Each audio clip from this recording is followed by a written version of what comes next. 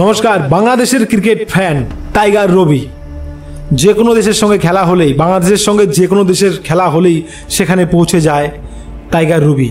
Tiger বেশে মানে বাঘ সেজে সে গ্যালারিতে উপস্থিত হয়, হাত থেকে পতাকা নিয়ে বাংলাদেশের হয়ে গলা ফাটায়। আইসিসি তাকে পাস দিয়ে দিয়েছে, সে সমস্ত জায়গায় যায়। এবার ভারত বাংলাদেশের খেলা হচ্ছে, দ্বিতীয় টেস্ট কানপুরে মানে উত্তরপ্রদেশের টেস্টে খেলতে গিয়ে অভিযোগ করলো টাইগার রবি যে তাকে নাকি কানপুরের যে দর্শক তাকে নাকি বেদম পিটিয়েছে। এবার স্টেডিয়ামের বাইরে তাকে পুলিশ উদ্ধার করে তাকে হাসপাতালে নিয়ে গেছে। টাইগার রবি জানিয়েছে তাকে নাকি প্রচুর মারধর করেছে। এবার মেডিকেল করা হয় টাইগার রবিকে, মেডিকেলে ধরা হয় তাকে কেউ মারেনি, তার কোনো আঘাত নেই। ডিহাইড্রেশন অর্থাৎ ভারতের দর্শকদের সঙ্গে তার এই যে মানে পাল্লাপাল্লি কথাকথিত চিল্লাচিল্লির জন্য অথব্য হয়ে পড়ে, নিজেকে কমজোরি মনে হয়, পড়ে যায়, যার ফলে এই ঘটনা ঘটে।